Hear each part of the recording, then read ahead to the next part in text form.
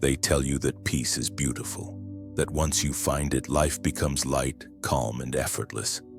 But what they don't tell you is that peace is not a reward. It's a debt, a quiet funeral for the old version of you. And the moment you choose it, people start leaving. You start losing friends who once filled your nights with noise. You stop laughing at things that don't feel right anymore. You start saying no to the people who always expected you to say yes. And suddenly it feels like the whole world is punishing you for simply wanting to rest. Carl Jung once wrote something haunting. The most terrifying thing is to accept oneself completely. Because the moment you do, you start rejecting everything that was built on your false self. Every fake friendship, every forced smile, every version of you that existed just to be liked. See, peace isn't soft. It's not candles and meditation playlists. Peace is violent, not toward others, but toward the illusions you've built. It's the quiet rebellion that destroys everything in your life that doesn't serve your soul. When that happens, people notice. They call you distant, cold, selfish. They say you've changed, and they're right. Because peace is change. The kind that doesn't announce itself, the kind that grows in silence, the kind that doesn't need to be understood. We live in a world addicted to noise. Everyone's talking, scrolling, reacting, desperate to be seen, desperate to belong. But peace is the act of disappearing. It's stepping out of the arena where people fight for attention and choosing not to play. And that's what scares people, because once you stop needing validation, you become unpredictable. They can't manipulate you anymore. They can't guilt you into staying small. They can't use your empathy against you. You start choosing peace, you also start choosing distance. Not because you hate people, but because you finally understand your own energy is sacred. And in a society that feeds on emotional chaos, that makes you dangerous. That's why the more peaceful you become, the more people around you become uncomfortable. You expose their lack of self-control. You remind them of everything they're avoiding. And most of all, you show them what they could be if they weren't so afraid of silence. Carl Jung called this process individuation, the journey toward becoming your true self. But here's the dark truth he never sugarcoated. Individuation requires separation. You cannot become yourself and remain who others want you to be. You cannot evolve and still belong to every circle you used to fit in. Growth always means loss. So maybe the question isn't, why do we lose everyone when we find peace?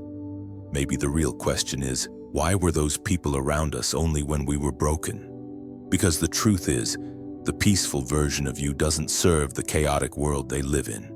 You no longer feed their need for drama, gossip, or emotional validation.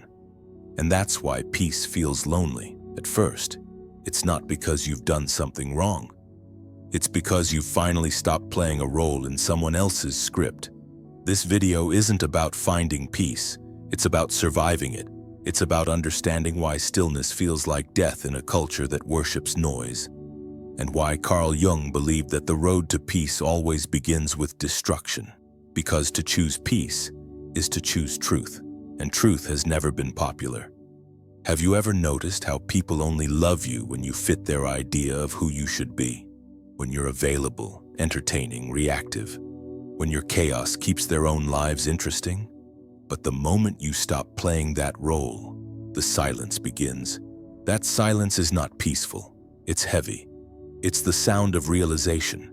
That most people weren't connected to you, they were connected to the energy you gave them. We grow up in a world that rewards noise and punishes reflection. From childhood, we're taught to compete, to stay busy, to always be doing something. The student who daydreams is called lazy. The worker who values boundaries is called unmotivated. And the person who chooses solitude is called lonely, as if silence itself were a sickness. But peace, real peace, begins when you stop performing. And that's when society starts turning against you. You begin to notice how every system around you depends on distraction. Workplaces thrive on overcommitment. Friend groups bond over complaining. Social media keeps you scrolling, not thinking. And the moment you step out of that, you start to look strange. Why don't you come out anymore? Why don't you post as much? Why are you so quiet? They don't actually want to understand, they just want to make sure you're still predictable. The hardest part of this transformation isn't losing people, it's realizing you were never truly seen by them. You start noticing the emotional transactions behind every relationship. The friend who only calls when they need validation. The colleague who only respects you when you agree with them. The partner who loved the version of you that was easy to control. You begin to see that most connections weren't love, they were dependency. And once you choose peace, you stop participating in the emotional marketplace. You stop trading attention for approval. You stop begging for space in people's lives that were never meant for you. But here's the painful paradox: peace often looks like isolation. Because at first it's not filled with laughter or comfort, it's filled with absence. Absence of drama, absence of noise, absence of validation. It's like detoxing from an addiction you didn't know you had, the addiction to being wanted. You start waking up and realizing you don't owe anyone access to your energy. But even as you grow stronger, part of you still grieves, because the mind may understand that peace is necessary, but the heart still misses the chaos it was raised in. And that's the part nobody warns you about, that healing feels like losing. That peace doesn't feel peaceful at first. It feels like standing in a room where everyone you loved slowly walks out one by one until it's just you, and then silence. But that silence, that painful, echoing quiet, is where you finally hear something you've ignored your entire life: yourself. You start to understand what Jung meant when he said, "Until you make the unconscious conscious, it will direct your life, and you will call it fate." You start to realize that half the people you lost were never aligned with you. They were aligned with your unhealed self. And now that you've stepped out of survival mode, they can no longer recognize you. That's why so many people stay trapped in noise. Because silence exposes the truth, and truth always asks for sacrifice. In a world built on constant movement, stillness is rebellion. When you stop chasing, people think you've given up. When you stop reacting, people think you're cold. When you stop arguing, they call you distant. But you've simply stopped wasting your energy where it doesn't belong. You're not losing people. You're shedding attachments that were never loved to begin with. You're not becoming cold. You're learning to preserve warmth. You're not isolating. You're choosing clarity over chaos. And while everyone else is trying to be liked, you're quietly learning how to be whole. Carl Jung once said, "The privilege of a lifetime is to become who you truly are." But what he didn't say, what's hidden between those words, is that becoming who you truly are will cost you who you used to be. And that version of you had an audience. The friends, the family, the world, they were attached to that performance. Jung believed that every person carries what he called the shadow, the repressed, unexpressed side of the personality. It's the anger you suppress to keep peace, the truth you swallow to avoid conflict, the needs you bury to feel loved. But when you finally decide to face that shadow, you start disturbing the people who benefited from your silence. That's why, paradoxically, the moment you begin to heal, life looks like it's falling apart. To Jung, peace was never about being calm all the time. It was about wholeness, integrating the light and the dark, the parts of you society told you to deny. He believed the modern person suffers not from lack of comfort, but from lack of meaning. And meaning only comes when you face your inner contradictions. That's where most people quit. Because meaning demands that you leave behind everything that keeps you small. It demands honesty, the kind that costs relationships, comfort, and even belonging. And so when you choose peace, what you're really choosing is individuation. Jung's term for becoming psychologically whole, even if it means standing alone. He wrote, "The individual must step away from the collective hypnosis if he wishes to see clearly."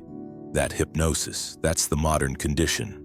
We're raised to think like the crowd, feel like the crowd, buy like the crowd, even suffer like the crowd. And when you stop participating, people think something's wrong with you. Freud, on the other hand, saw this differently but pointed to the same truth. He believed that civilization itself is built on repression, that to live in society we must constantly deny parts of ourselves, desire, anger, impulse, all pushed underground for the sake of social order. But when repression becomes your entire identity, peace becomes impossible. Freud would argue that when you finally stop pretending, when you stop repressing your truth, people feel threatened. Because your authenticity reminds them of everything they've buried. You become a mirror they can't look into. That's why peaceful people often make others uncomfortable. Because peace radiates clarity, and clarity exposes the games everyone else is still playing. The monks understood this long before psychology ever tried to explain it. In Buddhist philosophy, peace isn't the absence of suffering, it's the transcendence of it.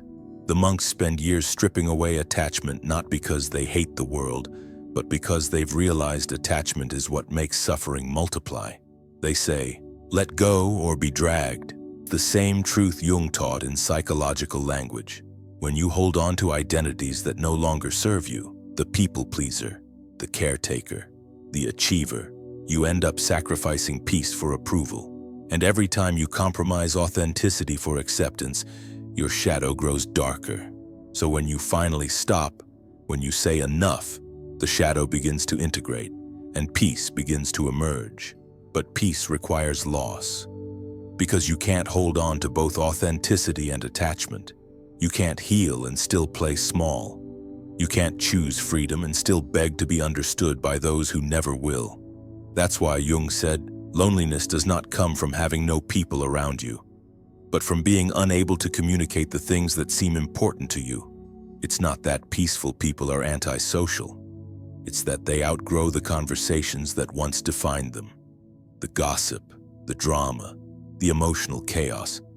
It all starts to feel like noise interrupting something sacred, and so they walk away, not because they hate others, but because they finally love themselves enough to protect their peace. Jung would call it individuation, becoming a whole, conscious human. Different languages, same truth. When you choose inner peace, you no longer belong to the collective trance. You become an outlier in a world addicted to stimulation. And that, inevitably, means walking alone. But here's the hidden gift. When you walk that path long enough, the loneliness turns into clarity, and the clarity turns into power. Because you no longer react, you respond. You no longer seek love, you embody it. And you no longer chase peace, you are it. Have you noticed how the quieter you become, the louder the world gets? The moment you stop chasing chaos, suddenly everyone else's noise feels unbearable. That's not a coincidence. That's the cost of awakening. Carl Jung would say that silence is the language of the soul. But in today's culture, silence looks suspicious. Try it. Stop replying instantly to messages. Stop oversharing online. Stop filling the air with small talk. And watch how fast people panic. They'll ask if something's wrong, because peace to the restless looks like withdrawal. But to the conscious, it's revelation. Let's walk through this, layer by layer. There's always a moment before peace that feels like collapse. Maybe you've lived it. One day you wake up and realize you don't recognize your own life.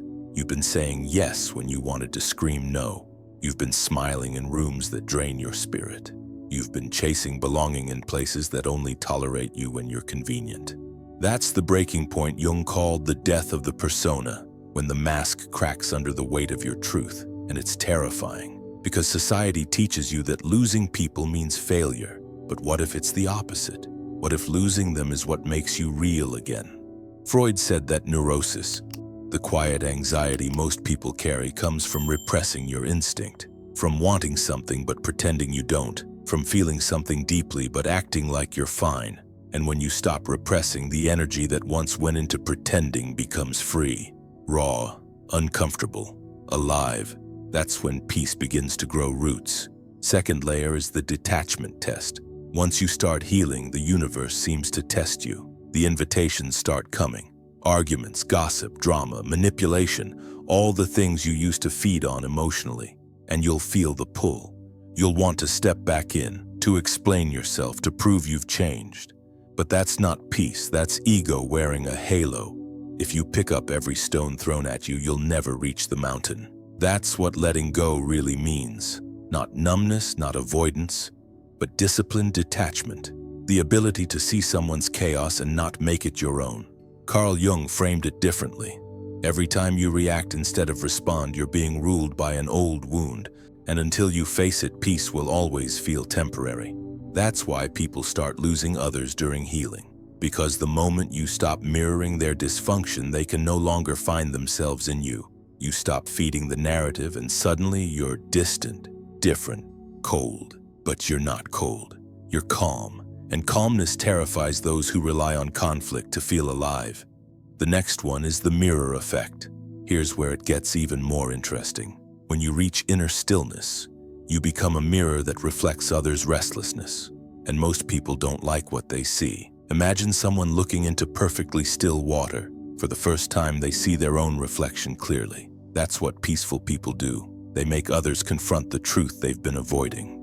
Jung might call it individuation, the sacred alignment between soul and action. Once you taste that alignment, fake peace no longer satisfies you. Layer 4 is the transformation. At this point, something powerful happens. You stop fighting for peace and start embodying it. You stop seeking love and start radiating it. You stop chasing meaning and start creating it. And you notice, everything external begins to rearrange. People who used to drain you fade away quietly. Opportunities that once felt forced now flow naturally. You realize that losing people wasn't loss. It was clearing. Because true peace doesn't make your world smaller. It makes it cleaner. It removes what's false so what's real can breathe. Jung believed this was the purpose of human evolution. Not progress, but integration. Not becoming something new, but remembering who you were before the world told you who to be. And that's why when you finally choose peace, you lose people. Because you're no longer playing the game of pretending. You've outgrown it. You no longer match their frequency, and they can feel it, even if they can't explain it. You've stepped outside the collective dream into a quieter, rarer reality. That's where freedom begins, and ironically, that's where real connection becomes possible again. Not through control, but through truth. Carl Jung once said, "The privilege of a lifetime is to become who you truly are." But he rarely mentioned how lonely that privilege can feel. Because when you finally begin becoming yourself, not the version shaped by others, not the character you've been performing for approval, the world around you shifts. You start noticing the silence between conversations. You start realizing how many people were connected not to you, but to the role you played in their story. And suddenly you see it. Peace is expensive, not in money, not in status, but in attachments. Jung believed that inner peace is the natural outcome of individuation, the process of integrating your shadow, your contradictions, your hidden motives. But individuation isn't a path of addition, it's subtraction. You don't become more. You become less of what isn't real, less reactive, less available to manipulation, less interested in shallow noise. And that's when life begins to test you. Because peace, real peace, threatens everything that depends on your confusion.